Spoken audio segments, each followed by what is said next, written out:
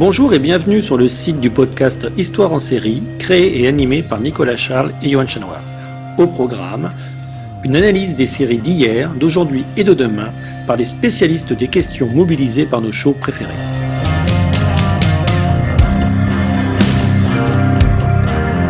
Histoire en série, c'est le podcast qui met en relation histoire, sciences humaines et séries.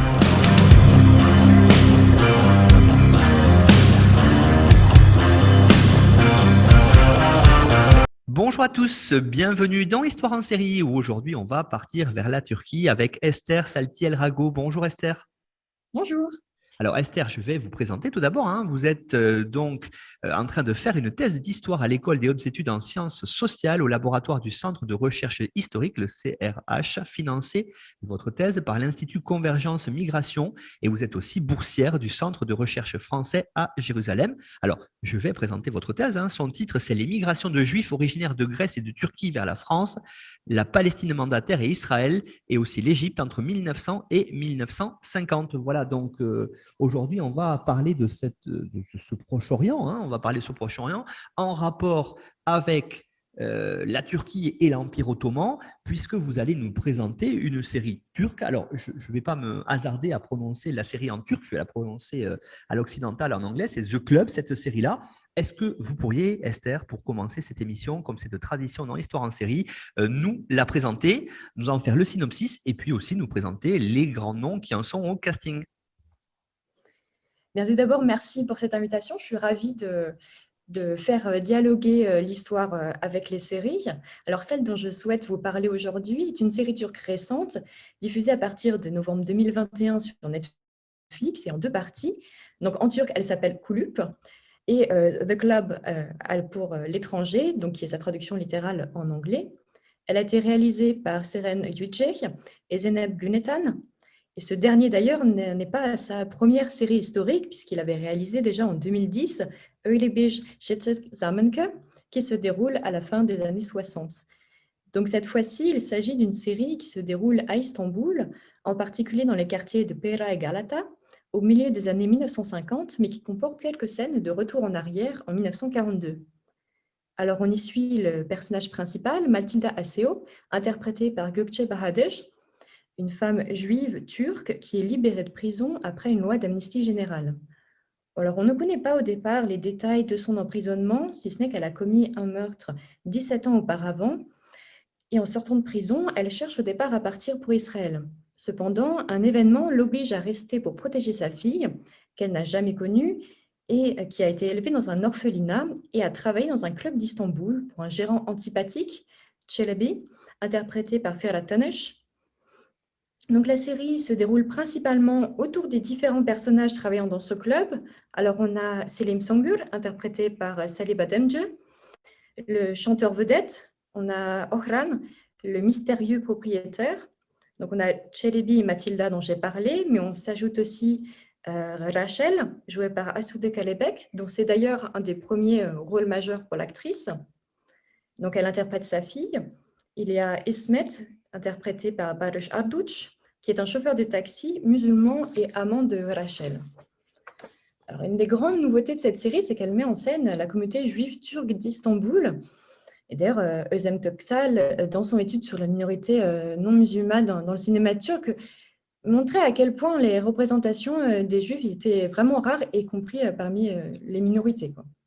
Alors Esther, vous l'avez dit, c'est une série donc disponible sur la plateforme Netflix. C'est très intéressant parce qu'on voit beaucoup de séries turques. On a déjà fait plusieurs émissions dessus et je renvoie les auditeurs et auditrices qui voudraient avoir plus d'informations vers notre site internet histoireensérie.com. Vous verrez que on a déjà présenté de nombreuses séries turques et on a même parlé d'un soft power pour la Turquie avec ces séries-là qui sont parmi les séries les plus vues dans le monde entier. Alors, on va peut-être commencer par présenter dans cette série, on va parler de cette communauté turque. Et c'est vrai, vous m'avez dit en préparant, Esther, cette émission, que c'était une des rares représentations de cette communauté qui est par essence d'ailleurs, comme dans beaucoup de pays, les communautés juives sont peu visibles. Donc du coup, est-ce que vous pourriez, pour commencer, peut-être ça serait plus simple pour les auditeurs et auditrices, de nous faire un petit récapitulatif de cette longue histoire de la présence des Juifs, d'abord remonter peut-être à l'époque de l'Empire ottoman, puis depuis le XXe siècle dans la Turquie kémaliste. Bien sûr, alors effectivement, c'est une longue histoire et pour ça, il faut revenir même 5 siècles en arrière, en 1492, quand Isabelle de Castille signe un décret qui ordonne l'expulsion des Juifs non convertis au christianisme d'Espagne. Cette année est considérée comme un point tournant, un point de départ de l'émigration des Juifs de la péninsule ibérique, mais celle-ci se fait en réalité par étapes, suivant les conversions forcées entre la fin du XIVe et le milieu du XVIe siècle. Une partie d'entre eux s'est d'abord dirigée vers le Portugal voisin. Cependant, la décision du roi Dom Manuel en 1497 de convertir de force les Juifs au christianisme et le massacre de Lisbonne en 1506 a provoqué de nouvelles vagues migratoires. Leurs principales destinations sont donc le sud de la France, les Pays-Bas, l'Empire ottoman, dont on va parler ici, et l'Afrique du Nord. Ensuite, au cours du XVIe siècle, l'Espagne comme le Portugal multiplient les législations défavorables envers les conversos, c'est-à-dire les Juifs convertis au christianisme, dont certains décident de partir. Donc ces nouveaux chrétiens, entre guillemets, rejoignent les communautés juives qui les avaient précédés un demi-siècle auparavant. Les Juifs issus de la péninsule ibérique s'installent pour une grande part dans les grands ports de l'Empire ottoman, Constantinople qui devient Istanbul, Salonique qui devient Thessalonique et Smyrne qui devient Izmir. Avant la migration de ceux qu'on appelle donc les séfarades, c'est-à-dire se dire Espagne en hébreu, il y avait déjà des Juifs dans l'Empire ottoman. Ceux-ci étaient surtout implantés en Épire, en Macédoine, en Thrace ou en Eubée, depuis l'époque hellénistique et à Constantinople à partir du XVe siècle. Ils étaient hellénophones et appelés romagnotes. Bien sûr, la rencontre entre les séfarades et les romagnotes, de cette rencontre résulte des tensions autour des rites notamment et des pratiques linguistiques. Dans certaines villes, comme à Salonique, les séfarades deviennent majoritaires, mais à Constantinople, les différentes communautés coexistent et conservent une certaine autonomie. Enfin, plus tardivement, des communautés ashkénazes se sont aussi installées dans l'Empire ottoman et forment une communauté indépendante à Constantinople puis à Istanbul. Bien sûr, ici, j'ai simplifié des dynamiques qui s'effectuent sur un temps long et qui subissent de multiples bouleversements. Cette présence, Esther, dans cette ville de Constantinople, donc d'Istanbul, vous l'avez dit, qui est vraiment un endroit, un passage clé, situé dans ces détroits du Bosphore, qui était une route commerciale entre l'espace au nord avec la mer Noire et l'espace au sud de la Méditerranée, aussi entre l'Europe et le Moyen-Orient. On comprend bien cette présence juive très ancienne et c'est intéressant. Et ce qui est ici très intéressant, c'est que on va pouvoir les voir, on va pouvoir voir aussi leur langue, on va pouvoir voir leurs rites, et ce, à la télévision turque, ce qui n'est peut-être pas de prime abord quelque chose qui peut apparaître comme si facile que ça. Effectivement, si la série a été particulièrement d'ailleurs bien reçue par les Juifs turcs, c'est notamment parce que c'est une première représentation des membres de cette communauté qui sort des habituels clichés antisémites. Parce qu'il y a eu déjà des personnages juifs dans les séries, mais ils sont souvent secondaires et affublés de plein de clichés antisémites, manipulateurs, menés par l'appât du gain, ce genre de choses. Or ici, dans Kouloub, les personnages principaux sont juifs et ce sont de véritables personnages. Ils sont développés comme tels et ce ne sont pas uniquement des stéréotypes d'une communauté. Alors, dans un article publié d'ailleurs dans le seul journal juif francophone, turcophone, Shalom, en novembre 2021, Victor Apparecci écrit, je cite, « Kouloub est le film le plus réaliste, le plus méticuleux et le plus mature réalisé dans notre cinéma sur les non-musulmans turcs. » Et en effet, la série prend soin, surtout d'ailleurs dans sa première partie, de représenter un certain nombre de rites. Elle adopte dans un premier temps un ton assez pédagogique qui laisse supposer qu'elle s'adresse en majorité à un public qui n'est pas juif et qui a peu de connaissances sur le judaïsme. Ce public semble être représenté par le personnage de Hadj. Celui-ci est un employé musulman du club chargé de l'entretien. Une de ses principales caractéristiques, c'est que c'est un personnage gentil. Il sait peu de choses, il semble venir du monde rural, il est bien intentionné et porte un regard bienveillant sur ce qu'il ne connaît pas. Dès le premier épisode, Mathilda et lui commencent à travailler au club le même jour, et c'est un vendredi. Chelebi, le manager antipathique du club, contraint Mathilda à travailler alors que Shabbat commence. Et Hadj, qui est musulman pratiquant, se plaint aussi de ne pas pouvoir aller à la prière donc musulmane du vendredi. Et c'est à ce moment qu'un cuisinier qui assiste à la scène explique à Hadje, qui ne sait pas ce que c'est que le Shabbat, ce que c'est et pourquoi Mathilda est si contrariée qu'elle doive travailler à ce moment-là. Il y a ensuite une deuxième scène, dans le 4e épisode, que je voudrais d'ailleurs vous faire écouter, où le personnage est aussi utilisé à des fins pédagogiques.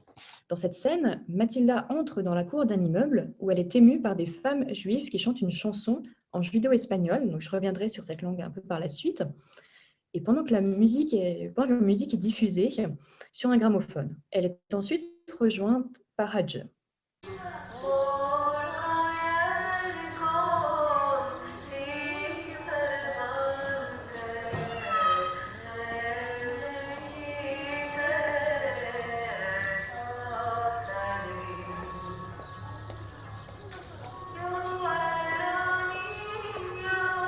Ne güzel şarkıymış. Anamın bizi uyuturkenki ninnilerine benziyor. Eski bir sefarat şarkısı bu. Sefarat, yüzyıllar önce buraya göç eden Yahudiler. Benim gibi. Bizim gibi yani.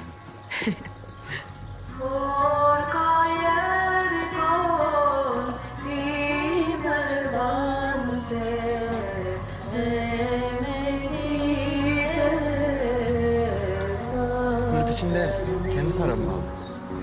Sevmez misin?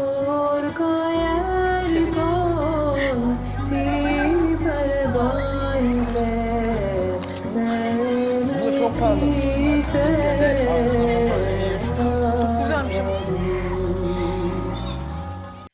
Alors, dans ce dialogue, Hadj compare la chanson qu'il entend aux berceuses que lui chantait sa mère quand il était petit. Mathilda lui dit qu'il s'agit d'une chanson séfarade, mais il ne sait pas qui c'est. Elle lui explique donc qu'il s'agit des Juifs qui ont migré ici, donc en Turquie, il y a des siècles. Et Hadj lui répond que oui, comme nous. Puis ils quittent la cour ensemble. Alors, on a non seulement une explication pour un public turc de qui sont les séfarades, mais en plus une sorte de normalisation finalement par la réponse de Hadj, qui met sur un pied d'égalité, semble mettre en tout cas sur un pied d'égalité la communauté juive.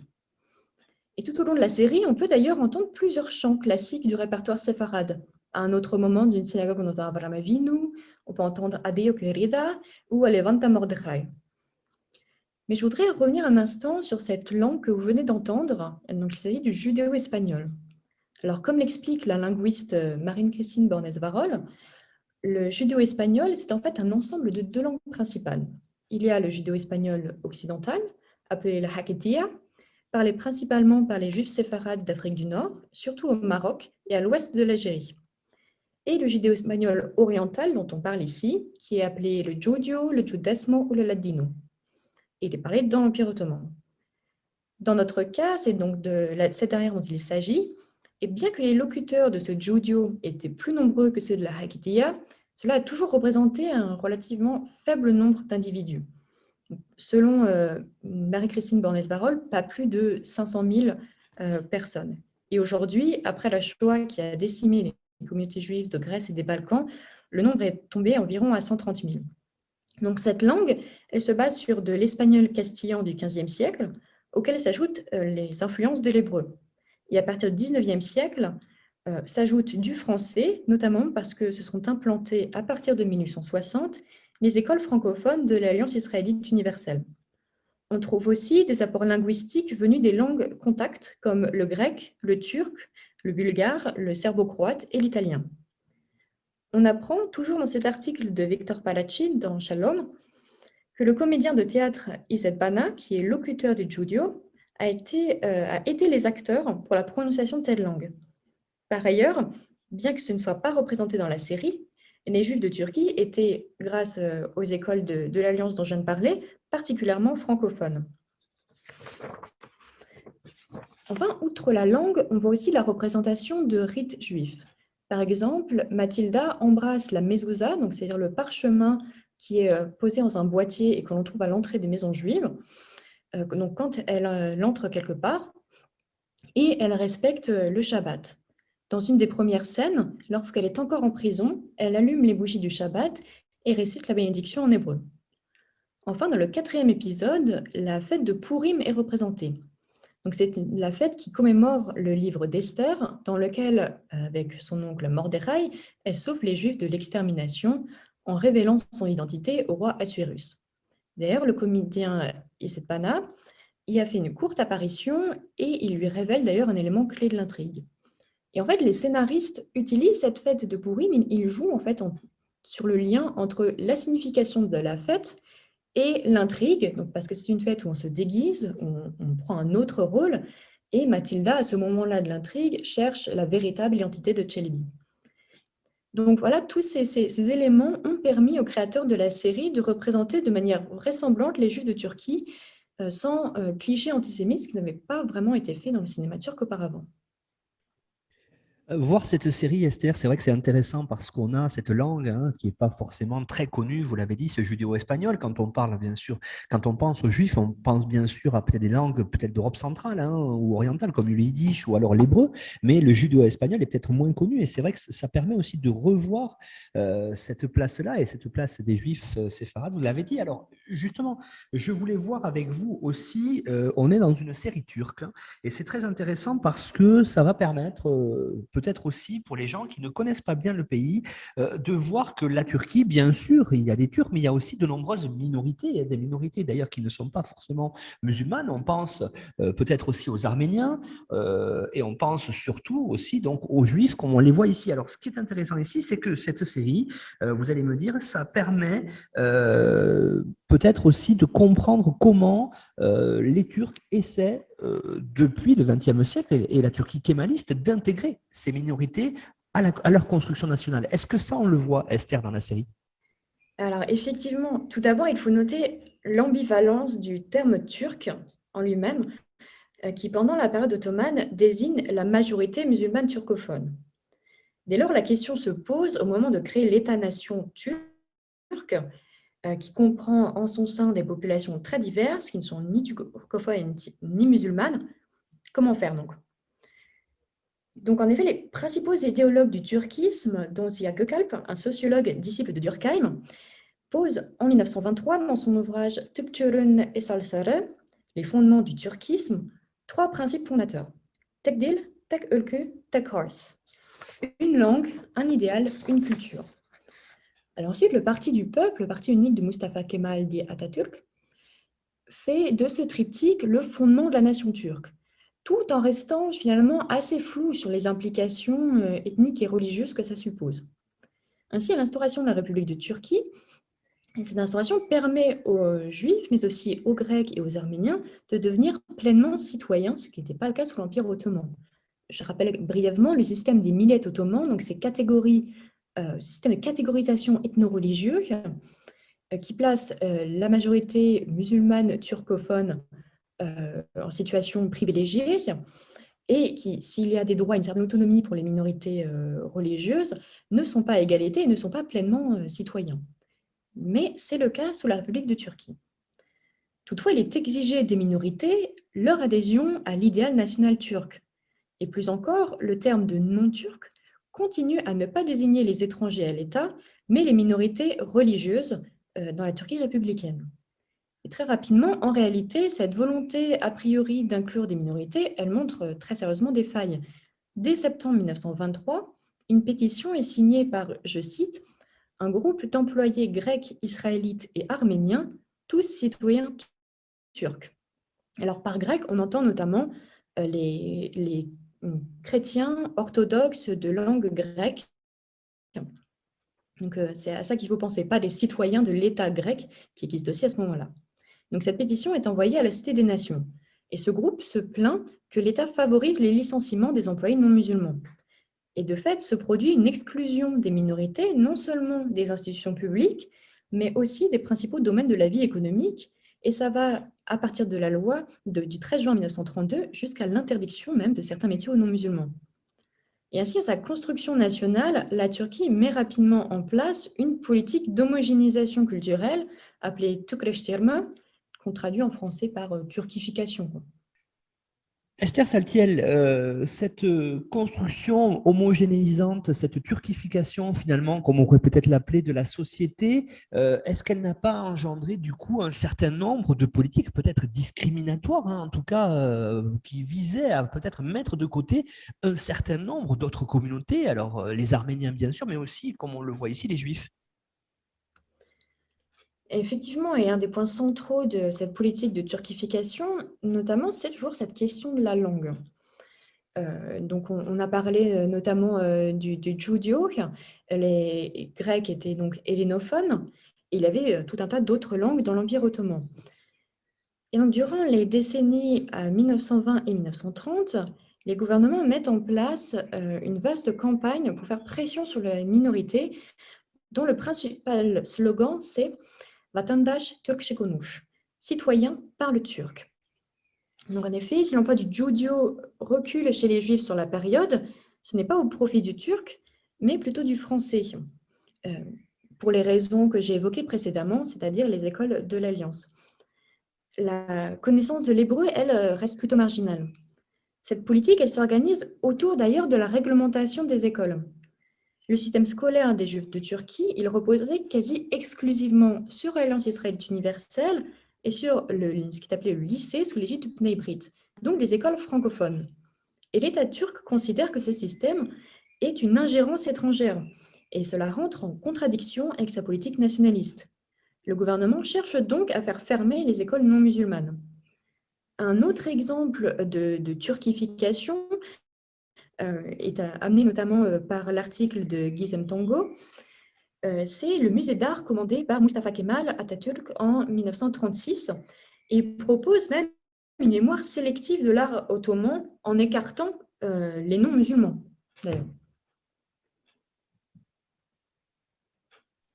Et du coup, Esther, cette idée-là, vraiment de peut-être d'écarter certaines minorités, est-ce que les Turcs se sont sentis écartés ou est-ce qu'au contraire, il n'y a pas eu, peut-être par rapport à d'autres, hein, notamment, on a bien sûr en tête les Arméniens, je l'ai dit, et par rapport à ce qui s'est passé avec, à partir de 1915, ce qu'a subi leur communauté hein, de façon majeure, et qui a des premiers gros génocides de l'histoire, est-ce que les Juifs, peut-être, eux, ne sont pas peut-être considérés ou se sont fait considérer, peut-être, je ne sais pas dans quel sens on peut le dire, comme une sorte de communauté modèle dans cette Turquie?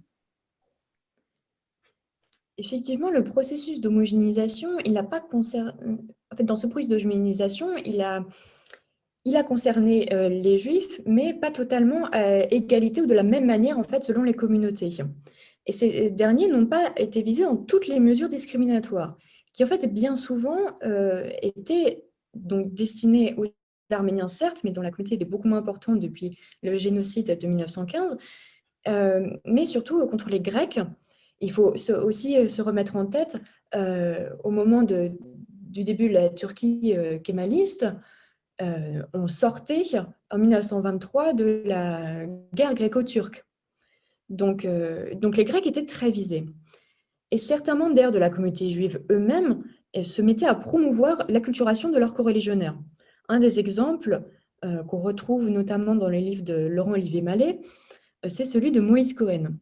Il fait ses études à Salonique, qui est en Grèce aujourd'hui, où il a d'ailleurs rencontré Ziya Gökalp, donc un des artisans du turquisme. Il a même adhéré à Union et Progrès. En 1919, il crée la Ligue d'automanisation, puis l'association Türk Kültür Cemiyeti, l'association pour la culture turque. Il change son nom, passant de Moïse Cohen à Muniz Tekinalp, et il publie ce qu'il appelle ses 10 commandements.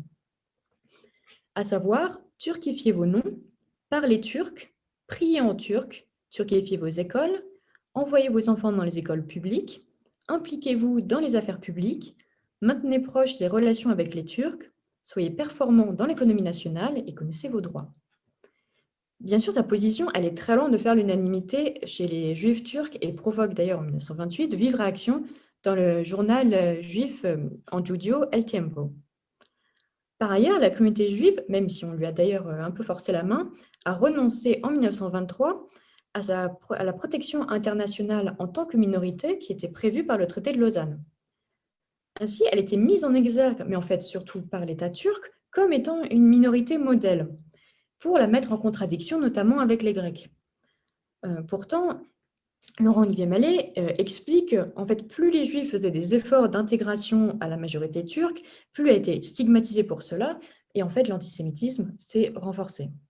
La série The Club, Esther, est-ce qu'elle ne permet pas aussi, quelque part, peut-être de confronter finalement les Turcs au côté peut-être sombre de leur histoire, en tout cas des côtés sombres par rapport à ce qui s'est passé en Turquie par rapport aux minorités, justement. Alors, est-ce que peut-être, première question, quelque chose que je ne connaissais pas d'ailleurs, que j'ai appris en préparant cette émission avec vous, c'est cette idée d'un impôt sur le patrimoine. Est-ce que vous pourriez nous en dire plus, parce que ça, on le voit dans la série?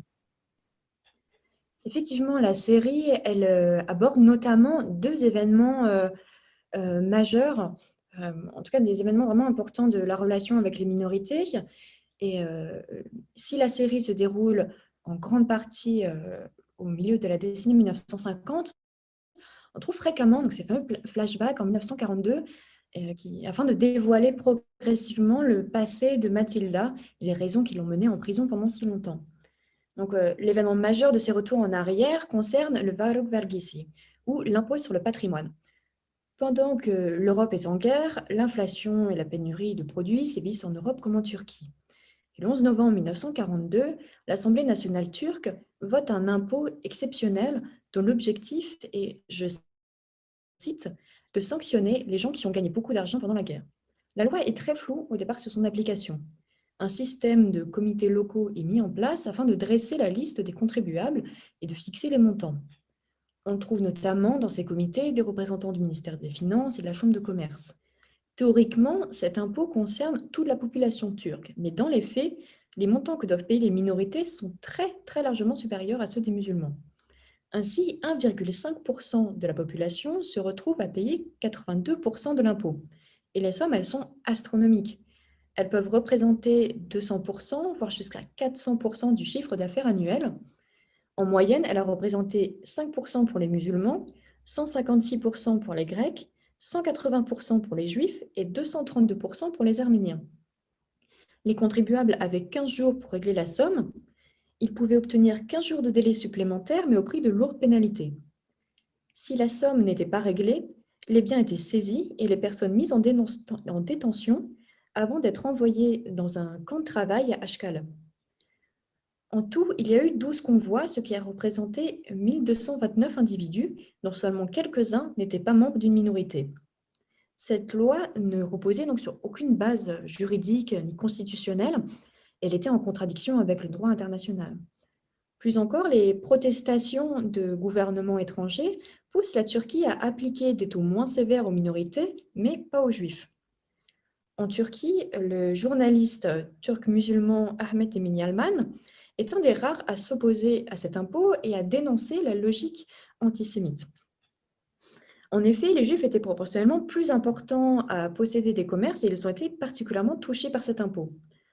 Il a fait partie on pourrait dire, d'une turquification de l'économie, puisqu'il y a eu tout un transfert de la propriété, notamment des commerces, des minorités, surtout des Juifs, vers la majorité musulmane. Dans la série, la famille de Matilda, la famille Aseo, fait partie de la bourgeoisie commerçante d'Istanbul. En 1942, ils tentent d'échapper à l'impôt en cachant leurs économies. Donc le père et le frère sont cependant dénoncés par un de leurs employés musulmans, qui est aussi l'amant de Matilda et le père de Rachel. Ils sont déportés et décèdent à Ashkelon. Suite à cela, pour se venger, Matilda assassine son amant et donc le père de Rachel. Et la représentation de cette histoire sert le passé sombre et traumatique du personnage et a développé tout un arc narratif autour de la révélation de cette histoire tragique qui vient troubler la construction du lien filial entre Matilda et sa fille. Mais ce n'est pas la première représentation audiovisuelle de cet événement, même si elles sont plutôt récentes.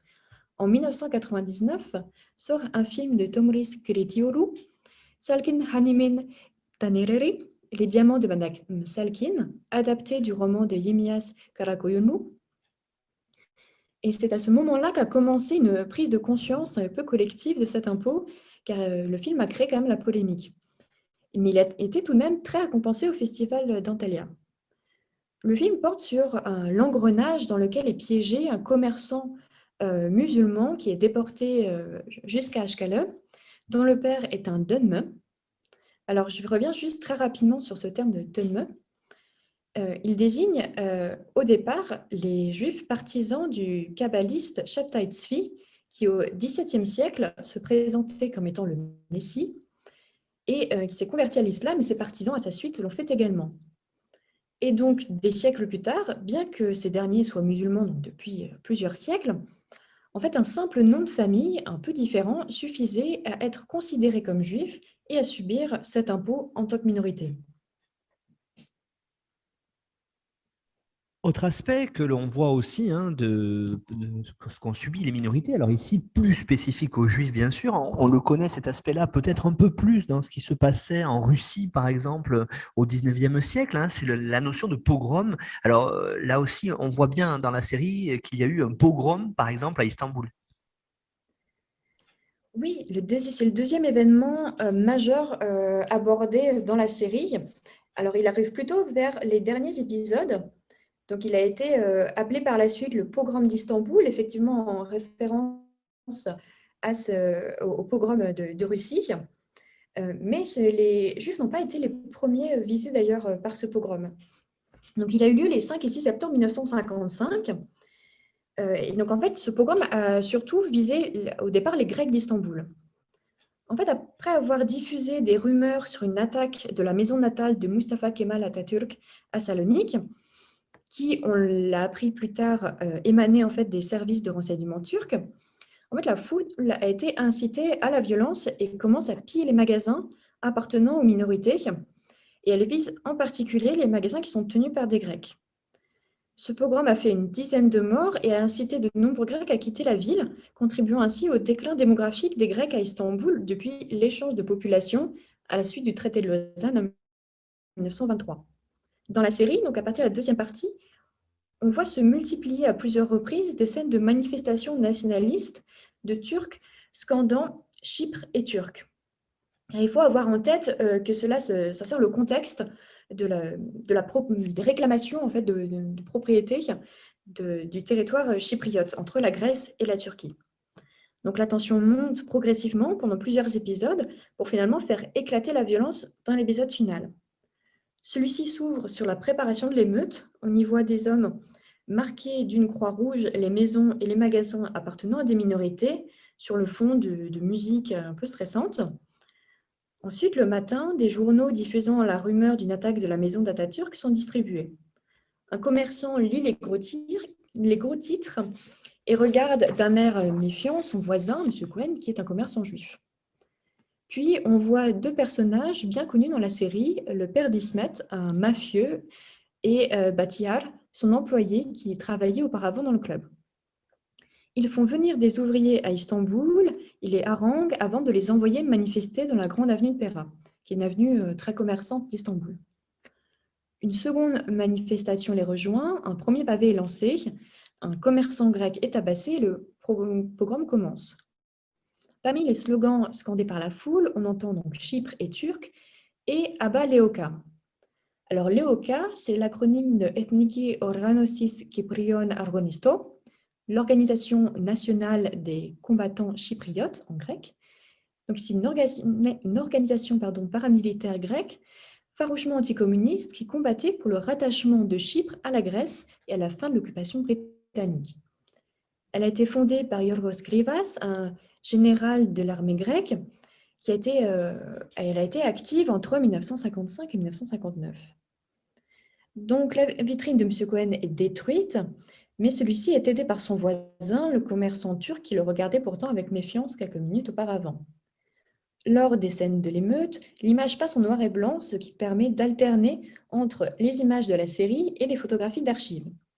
Là non plus, ce n'est pas la première représentation de ce pogrom de septembre 1955 dans le paysage audiovisuel turc.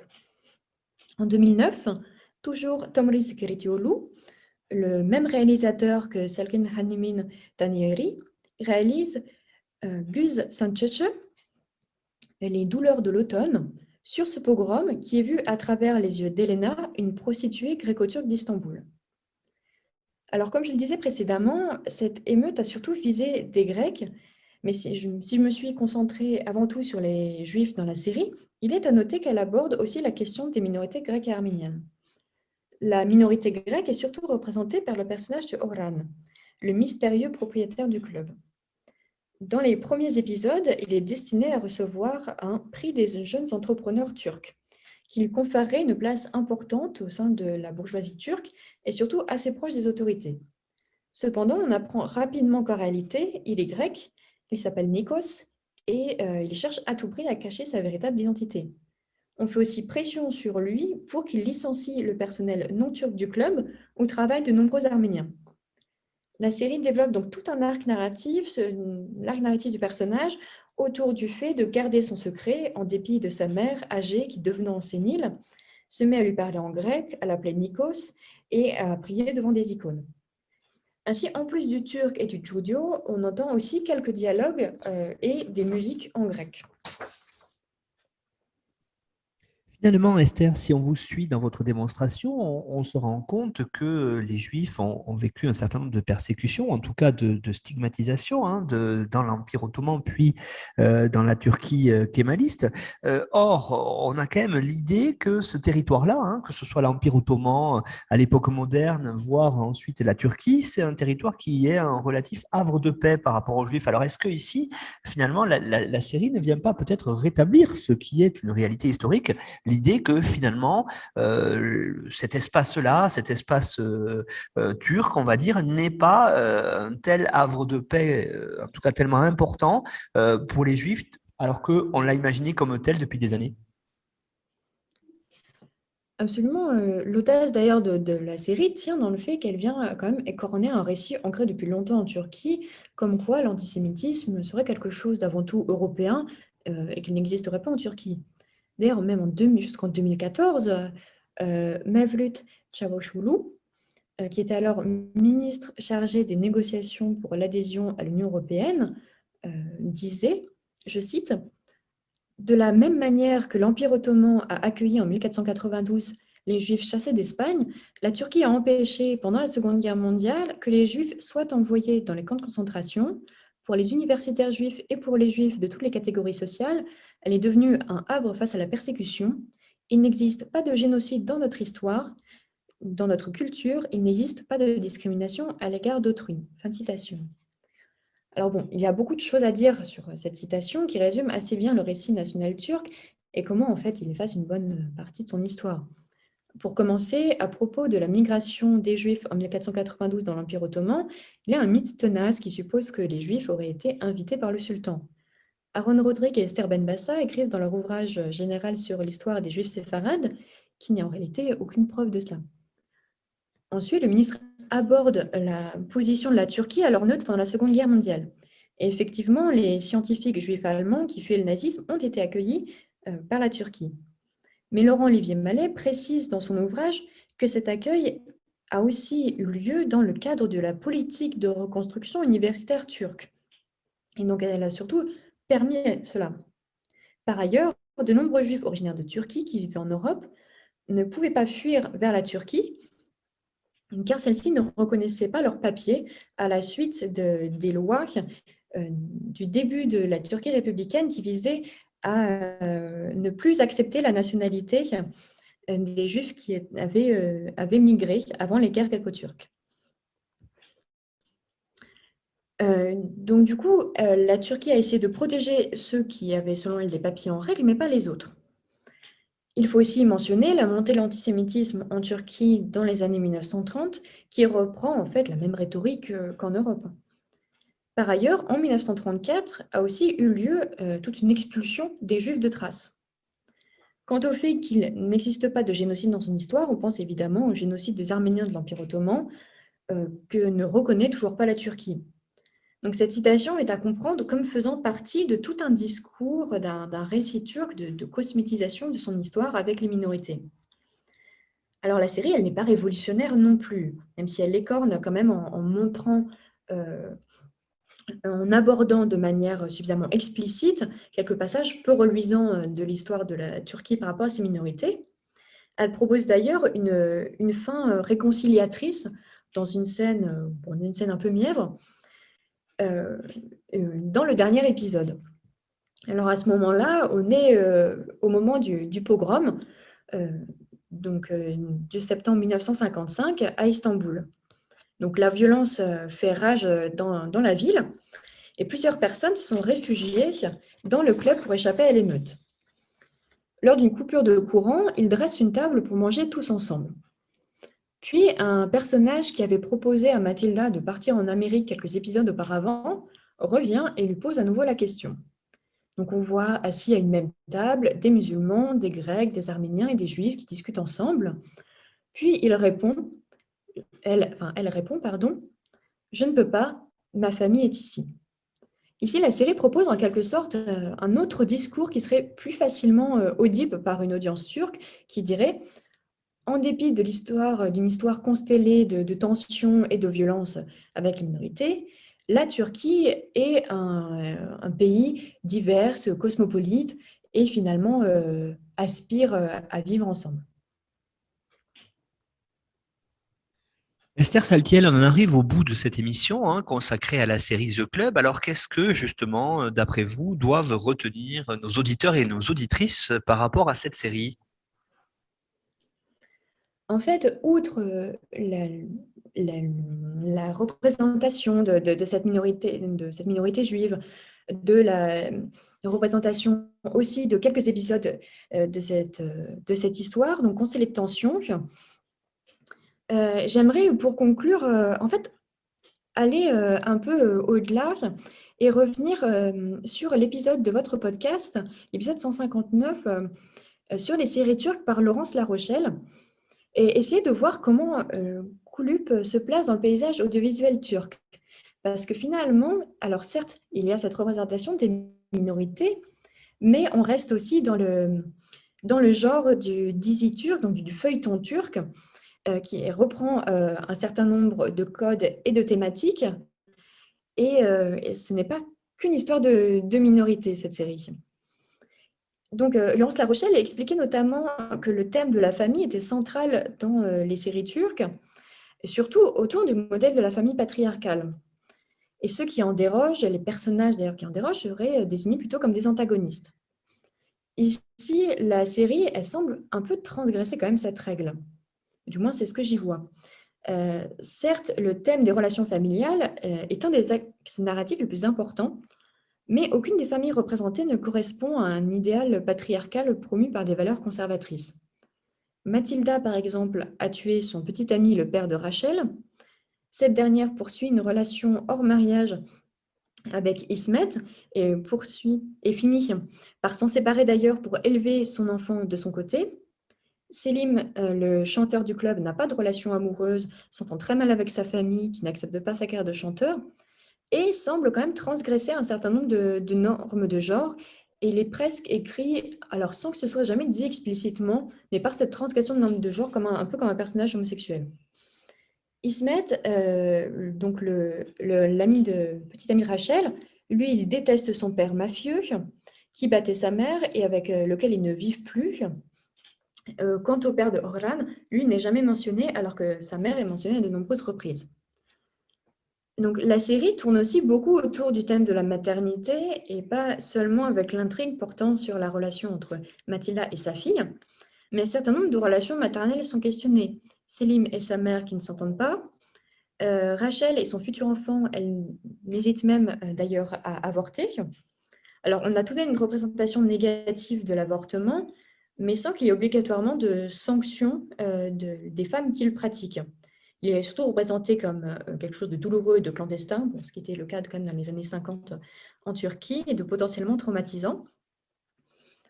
Donc, on trouve aussi la relation entre Ismet et sa mère, qui est rescapée finalement de la violence maternelle, mais elle continue à l'aider, ce qui est reproché par Ismet. Et en tout cas, même si la série reprend les thèmes classiques des séries turques, des codes du genre du feuilleton turc, Kulüp semble faire quand même un pas de côté. Et cela est peut-être dû au fait peut-être qu'il s'agisse d'une production Netflix, peut-être destinée à un public plus international, mais là encore, ce serait peut-être à comparer avec d'autres séries turques sur Netflix dans sa manière d'aborder à la fois la question des minorités, la question de la famille, de la maternité dans le paysage turc. Merci beaucoup Esther Saltiel pour la présentation de cette série The Club, donc disponible sur Netflix et qui permettra, j'espère en tout cas aux auditeurs et aux auditrices, de découvrir une série sur cette Turquie des années 50, cette Turquie kémaliste, donc qui est en train de se construire et qu'on peut voir cette société finalement qui n'est pas si, vous l'avez très bien montré dans cette émission, qui n'est pas si uniforme et donc à laquelle aussi il y a des minorités qui ont participé parfois et souvent d'ailleurs malgré elles à la construction de cet État turc moderne. Alors, vous avez fourni, pour celles et ceux qui voudraient aller plus loin, une bibliographie indicative que l'on retrouve donc sur notre site internet histoireensérie.com à la page de l'émission. Et puis, si vous voulez suivre notre actualité, n'hésitez pas à vous abonner à notre donc compte Twitter. Et puis, vous retrouvez aussi nos actualités sur Facebook avec le groupe Histoire en série. Merci beaucoup Esther. Et puis peut-être à bientôt pour la présentation d'une nouvelle série sur les Juifs ou les minorités juives. Merci Esther. Merci beaucoup.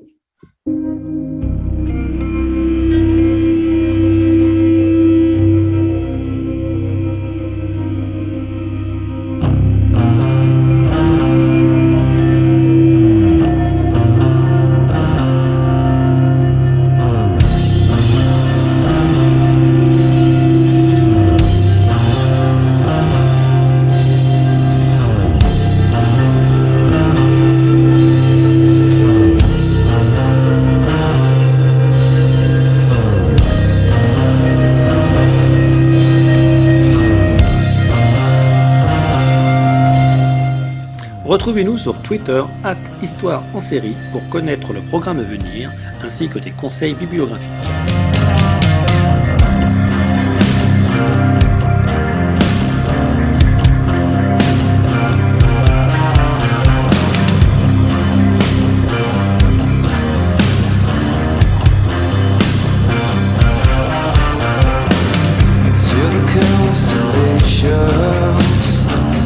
Travel not just to clean.